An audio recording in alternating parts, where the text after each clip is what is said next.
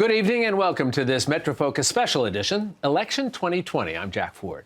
From climate change and healthcare to infrastructure and the economy, there is much at stake for New York City and the entire tri-state region in this year's presidential race. The field of Democratic hopefuls is debating these issues, among others, as they try to separate themselves from the pack. Against the backdrop of impeachment, the candidates are also tackling other politically charged topics, such as criminal justice reform. To better understand these critical issues and their impact on our community, we're taking a closer look into the presidential race, the first of 4 MetroFocus election specials. Tonight, we get the conversation started with Ben Max, executive editor of the digital watchdog publication Gotham Gazette, and a regular here at MetroFocus. Dr. Christina Greer joins us also, associate professor of political science at Fordham University and co-host of the FAQ NYC podcast. And finally, J.C. Polanco, political commentator, attorney, college professor, and former president of the NYC Board of Elections. It's always so good to have all of you here. And when we get you all together, that's a real bonus for all of us. So, a lot of things we want to talk to. I want to start with the economy. Bigger picture here for us. I'm old enough to remember, you guys are old enough to have probably studied the 1992 election, President Bill Clinton. And famously, the signs everywhere they went within his campaign headquarters, "It's the economy, stupid!" Exclamation point, exclamation point. Saying to everybody working for him, come back to that. That's the focus. What about now? Is the economy something, Ben, I'll start with you.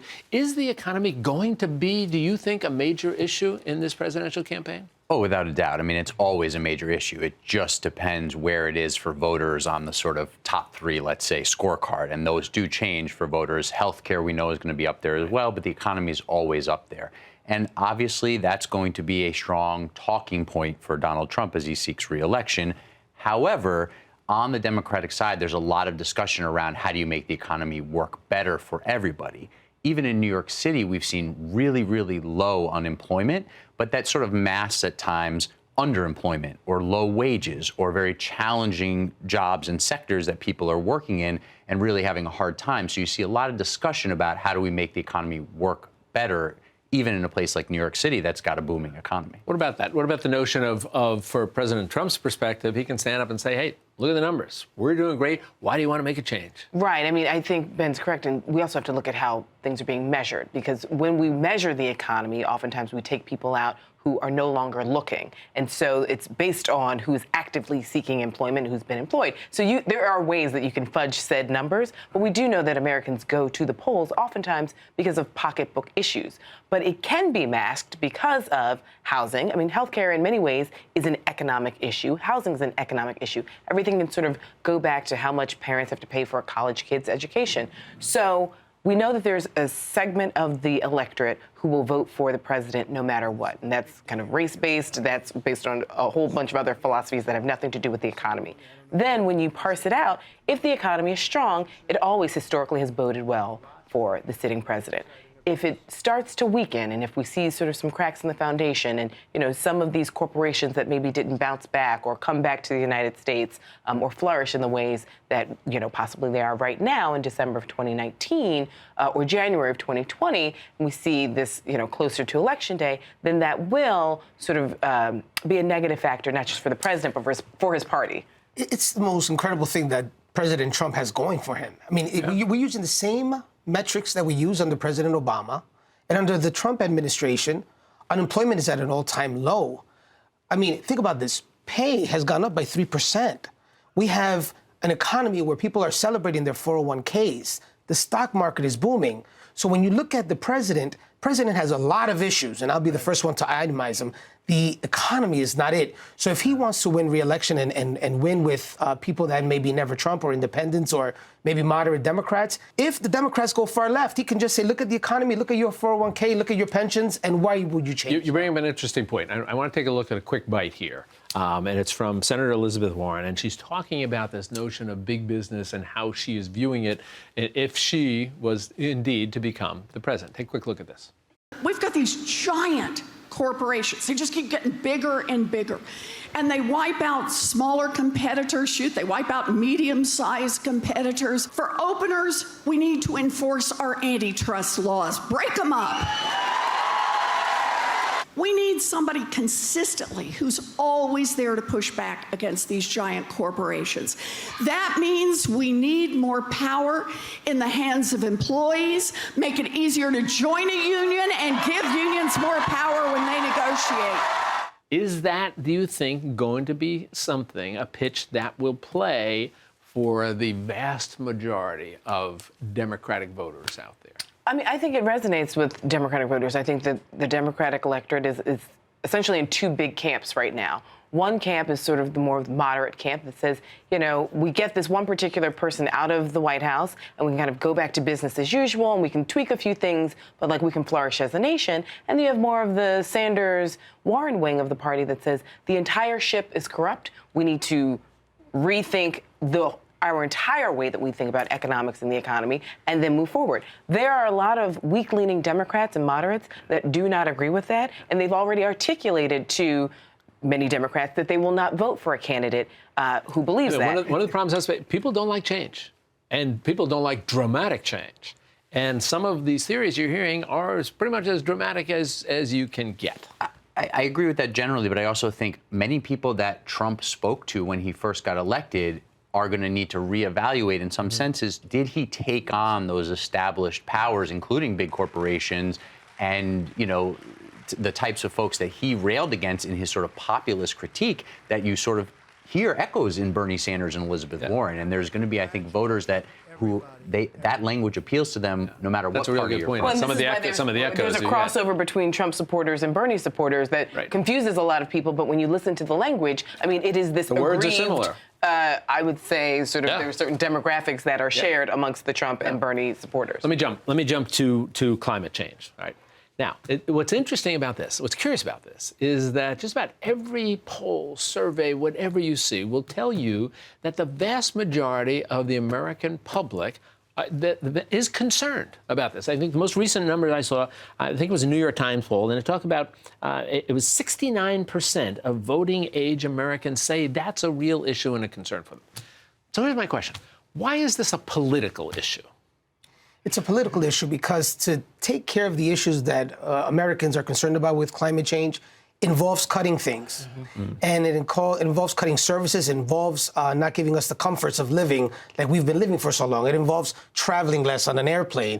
It requires more recycling. It requires you spending money on your home to make it green. Goes back to your change point. It's a So we like the idea of climate change, but how do we get there? How do we get there? That's it's the expensive. problem. And the fact of the matter is that on the Republican side, people will say some of the prescriptions are going to cost us jobs and is going to give a leverage to other countries. Is China going to reduce their amount of pollution that they're putting in the air? How much more jobs are we going to lose if we cut back on some of the pollution-causing enterprises? It's a big question. And I think there are also a lot of lobbyists who represent particular industries who are making sure that the elected officials who are in either various state houses or in Washington, D.C., they may know the facts, but they can make it a partisan or politicized issue because they are in the pocketbooks of said elected officials. And that's an unfortunate byproduct of climate change debate. You also have that this is directly tied to economic anxiety, right? Because you are talking about a huge shift in the economy if you're going to really try to battle climate change, go to more renewable energy. It accelerates even what we've seen in terms of the struggles of the coal industry, for example, and people worried about, okay, where is my job going to come from? I want to just go back the way things were, where I could provide for my family. Where does my job come from in this future economy? And that candidates who really want to take this on need to spell that out. And that's where you get this Green New Deal that's supposed to combine fighting climate change with jobs. But we also can't forget, and I think the coal piece is a really important piece, it ties directly into the president's sort of racialized understanding of America and what used to be the good days, right? So when white, working class, non-educated, non-college educated whites could sort of have this middle class life and didn't have to worry about competition in any sort of way. And so to take those jobs away or to no longer have those jobs does feed into not just an economic argument, but this underlying racialized argument that has been permeating since 2015 and the gold escalator and the presidency. A lot of the things, and I have to tell you, the president was able to secure more Hispanic support in 2016 more African American support in 2016 than Romney did, than McCain or any other Republican has in a long time, which baffles me because as some of my colleagues know, I wasn't supportive of this campaign in 2016 for a whole host of reasons. So I think it's a little more than the race issue. I think that when you talk about things like socialized medicine, when you talk about climate change and what to do about it, it cuts across racial and economic lines, because there are people throughout the country that feel that their jobs are on the line if any of these policies go through. And a lot of those people are not just white. A lot of those people happen to be African Americans that are concerned about some of the issues that the president brings up, whether it's the coal industry or whether it's the car industry, with some of the policies that climate change proponents are demanding, with the changes in the amount of gas that cars use. This is going to cost some people jobs in Detroit. So it crosses. So how do then the advocates, how do they get people past, all right, this is food on my table, paycheck in my mailbox types of thing, as opposed to it was 2 degrees warmer last July than it was the July before. Okay, now, in a big picture, that can mean a lot. But in a personal picture, does that really mean enough to people for them to say, all right, we'll take the big hit here, we'll lose some jobs? I think we've seen enough when you talk about extreme weather and shifts in how this has affected, people across the Great Plains. I mean, this is not just a coastal issue in any way. If you talk about the way that weather has really looked like it's starting to change, extreme storms, flooding, drought, et cetera. Hurricanes. So there needs to be a full pitch made to voters that this is really something that's impacting everybody, and then how the transition economically will work. But JC hits on a very important theme that's going to play out through this Democratic primary and then into the general election, which is the role of government. And perhaps on climate change, like nothing else, well, healthcare probably for sure, is this question of how big do we want to let government get in dictating the future on one of You've heard an awful lot of people say, maybe the way forward for climate change is local. It's cities, it's municipalities, it's states. Because you have such big, broad fights taking place at the federal level, not only amongst who's going to pay for it, but amongst people who don't recognize. Right. They don't recognize that this is a problem. But on the local level, to shore up some of these issues, the money just is not there on the local level.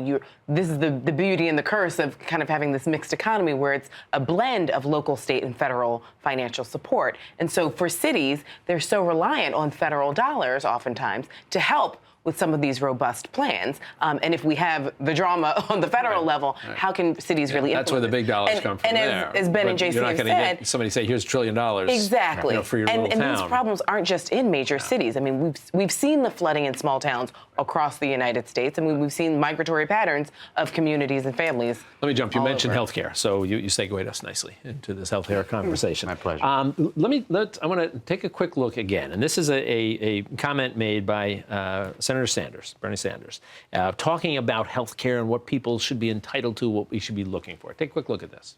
What this fight is about is to do what every other major country on earth does. What this fight is about is to say that if you get sick, or you get sick, or you get sick, you don't have to worry about whether you can afford to go to the doctor. You're sick, you go to the doctor. All right, so you can see Saturday Night Live. So if you're sick, you go to the doctor. Now, I don't know that any of the Democrats would generally disagree with those comments. I got news for you, Jack. I don't see any Republicans disagreeing with you're that. right. I mean, it's like you get sick, Anybody. you want to be able to go to a doctor. So let's look at from the Democrats' perspective, then. You're starting off with this general notion of, yes, we need to care for people. But you've got some really serious differences in how you get there. So you have the Medicare for All that you'll hear from Elizabeth Warren and from Bernie Sanders. Is that something that the American public is willing to say, okay, that's good? Or does that, again, get us down the path of what the Republicans will say is, see, it's more creeping socialism? I think Dr. Greer and Ben mentioned how important healthcare is going to be in this election. It's going to be important for everybody. Even Republicans have changed their views. And I think it was President Obama who really changed the culture about healthcare. For a lot of us, we thought, hey, you get to work and you get your health insurance. President Obama talked about it being a right and that everyone should have the right to health care. Now you have Republican circles that are admitting that it is a right. So the conversation has changed nationally. Healthcare is going to be at the top of the list of things that are important to people.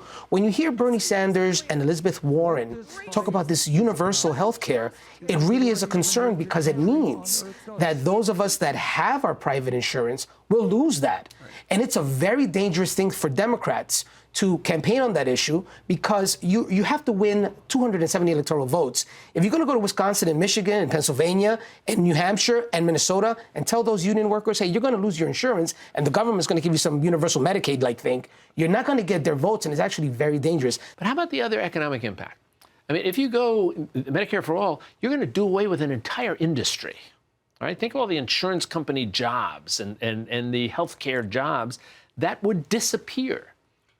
Well, I don't know if disappear is exactly the right way to say it, because there are jobs that are going to need to be filled even if the government's running it. So it might turn from a private sector job to a public sector job. That needs to be debated. That needs to be hashed out. Elizabeth Warren, Bernie Sanders need to show the people exactly what that path is, and they've got their plans out there. There might be some holes in them, but they've got them. But that then is about a leap of faith by voters to saying, okay, I see your path, and I'm willing to jump on board with what is clearly a very big risk. On the other side, they, of course, would say keeping our current system is a big risk where people are dying every year because they're underinsured or uninsured.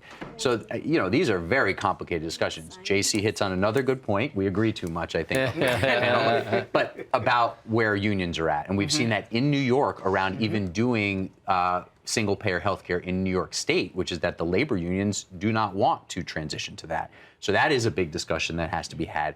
But one of the fundamental questions of this election remains, who is okay with X number of people not having health insurance?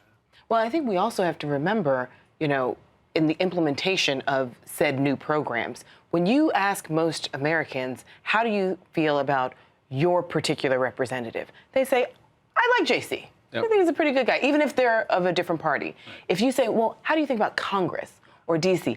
They're a cesspool of degenerates and they don't work and they're lazy. And so then we're asking those people to then implement this plan. And I think that makes a lot of people nervous. The second piece is a lot of Americans do get a little sensitive when we start talking about equity for all, because they feel like for you to gain something, that means I must be losing something. Somebody's getting something that they don't deserve. Exactly. I deserve it because I work really hard for it. But you're giving something to somebody that they don't deserve. So you've got that emotional barrier. And that's a much larger, longer, deep-seated 400-year conversation that we've never had as a nation when it comes to equity and trying to put out social programs. We saw this during the New Deal. We saw this during the Great Society. We saw this during Obamacare. And we're seeing it now playing out again when we're trying to expand things for others, and a lot of folks are getting really protective and sensitive about it. What do we think the Republicans' position will be on this whole notion of health care? What are we going to hear from the Republicans? I know what the position is going to be well. I'll tell you this.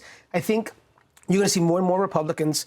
Somehow they'll put the wording differently, but it'll come to fixing Obamacare. Honest to God, it'll talk about. I like Joe Biden's idea. Fix it. Don't expand to universal Medicaid for everyone. They call it Medicare, but if everybody gets it, don't do that, because that is an easy one. If Democrats do go ahead with proposing universal Medicaid for everyone, it's a real softball for Republicans, because anything universal is socialist for us, and we will use it, and we can win in 2020 just on that message. I'm sure Republican tacticians are saying, "Oh, please, please come up with that." And one of the tricky things is, again, people might really like the care they get through their insurance, but there's so much frustration with haggling with insurance companies. And so that's a nuanced part of this debate as well, where you do wind up with a lot of people falling back to, okay, it's terrible to deal with my insurance company, but look at my healthcare plan. I don't want to risk giving that up. It really depends on whether there's enough of a chorus of people saying, no, this whole system is off, it's wrong, it's rigged, and we need a new one. Let's shift our focus. Let's get into one other area I want to talk about, which is the criminal justice reform. We're seeing an awful lot of, in terms of Democratic candidates, having to step back from positions they had taken in the past. All right, so you talk about the 1994 crime bill. You had Joe Biden, who was one of the sponsors. You have Bernie Sanders, who voted for it. President Bill Clinton, who signed off on it. And now people are sort of stepping away from that. Talk about what sort of, first of all, do you think they should be stepping away from it? And what sort of impact might that have on things? I think it would serve them to contextualize it. You know, the 1994 crime bill, the reason why it passed and did so well is because lots of people supported it. Our cities looked very differently. The funding structures were different. How we dealt with crime and drugs and drug policies and sort of the aftermath of the AIDS crisis and the crack cocaine crisis were very different. And so, you know, you had CBC members supporting it. You had black mayors across the across the country. There was a lot of support. There was a lot back of support for it. That was also 25 some odd years ago. So if we put the crime bill in context in 2019, 2020, it makes a lot more sense. But unfortunately, we're just dealing in sound bites, and so people are saying, it was wrong, I was bad, Yeah, what, you were what bad. about that? I mean, they're saying, I realize now I was wrong. Why not say, at the time, it made sense? I think you could Today, we wouldn't do it, but at the time, it made sense. I think you could say both, and I think that's where Joe Biden has tried to thread the needle, and whether that's good enough for a lot of people, I don't know, and that's where obviously voters need to make up their minds. But I think you've seen a bit of Biden being defensive on that and other things where he's tried to contextualize it, but he's also said, looking back at it, we made some mistakes there. There has to be room, maybe this is just, you know, naive for us to say sitting around this table having this discussion, but there has to be room for nuance in this discussion, which is what you're getting at. And it also is describing difficult context. when you have people who were on stage who were saying, well, I didn't vote for it. It's like, well, no, Pete Buttigieg, like you weren't even, You weren't you know, there. you were Yeah, top line. exactly. Right? I mean, this is sort of goes back to when Obama says, I didn't vote for the Iraq war. It's like, well, you weren't an elected official. I mean, like, I didn't vote for it either because I wasn't kind of an asked. illusory credential saying, Right. no, I didn't vote for it. Well, you didn't have the chance to. Right. But go ahead. This is another very interesting topic where along the way, Republicans have evolved a lot on this issue. Now, criminal justice reform is a bipartisan discussion. You have the First Chance Act passing. You have all these things happening, and people. One of the few things yeah. we're seeing that are bipartisan It's exciting in to Washington. see. You know, but you mentioned something interesting. Should they apologize? I grew up in the Bronx during the 80s and 90s. I saw the crack epidemic firsthand. There were constantly monuments on my block of young kids that were killed in gang warfare. So when the 94 crime bill passed, I remember the reverends on my block and the leaders on my block, they were gung-ho about it. So what happens now is that you have a different culture in the Democratic Party that is looking very closely to see whether or not these individuals are going to apologize for things that they did that led to mass incarceration, as they call it, quote unquote, mass incarceration. The fact of the matter is that at that time in history, we needed to have something. We had 3,000 murders in New York City. But you can and after that, we're down to more of a 300. response without implementing some of the specific measures that were implemented, That's not like good enough. mandatory minimums and certain things like that, that there's widespread agreement Absolutely, on Ben. were mistakes. But that's not allowed. So that's not allowed, Ben. Think about this. Even Mayor Bloomberg, every time for gun safety he's opened up, spent billions of dollars fighting gun violence in the inner city. He's taking hits from the Democratic base who says, what about stop and frisk? He says, I apologize. I wouldn't do it today. I was wrong. That's not good enough for a lot of folks. Well, I mean, I feel like Bloomberg and his weak apology is very different from the crime bill. Because Bloomberg's saying, I apologize, let it go, let's move on. And it's like, actually, no, Dr. you Greer. kept doubling down, and you apologized a month ago, and you doubled down for 6 years after you left we talked office. before, put some context to it. There were still a lot of people who disagreed with the stop, question, frisk, but there were still a lot of community leaders who said, we're welcoming this. That's true. We're trying to protect our community. So it's not that simple. Very few things are that simple. we're talking about discussions that are going to be very different in the Democratic primary that we're still going to watch play out, and then the general election. Right. And it's criminal justice and these other issues, some crossover, but some of it very different. In the Democratic primary, we're going to be talking a lot about whether the apologies are good enough. In the general election, we might be talking about why you apologize. Perfect segue. Let me let's see real quick. Is there a real danger for the Democrats? And we've heard people talk about it, that you take this hard left position. I'll move to my left. Hard left position over here to get nominated, but that's not going to get you elected. I mean, that's the struggle. And I think that's where a lot of Democratic strategists are really trying to figure that out, because there are a lot of weak-leaning Democrats and independents who have said explicitly that they will not vote for a Warren or a Sanders, and thinking strategically in this ever-moving electability goalpost has a lot of Democrats confused and a little concerned. Your last word, JC. Dr. Greer calls them weak-leaning. These are guys are moderated, independent, and conservative Democrats. And the fact of the matter is, You say tomato, I say tomato. The reality is that this is about 270 electoral votes. It's about winning a handful of votes in 4 or 5 states. I'll add Michigan and New Hampshire to that. if the Democrats continue going to the left, they're going to win the popular vote by a lot. New York City's going to come out. Los Angeles will come out. I promise you Wisconsin won't. And neither would Minnesota, and neither would New Hampshire. So they have to be smart about this, or they're going to blow the 2020 election. We're going to make a bet about Wisconsin. We're on PBS. We don't bet on PBS. No gambling on PBS. No gambling No on coffee. PBS. Can't bet coffee. You all, as always, are fabulous, and we're going to continue this conversation down the road. But it's thoughtful. You learned something from this, so we appreciate it all. So thank you so much for all of you guys. Thanks to you for watching this special edition of MetroFocus. For more of our coverage on the 2020 election, you can head on over to our website at metrofocus.org, or you can follow us on Facebook and Twitter. Thanks for joining us. Have a good night.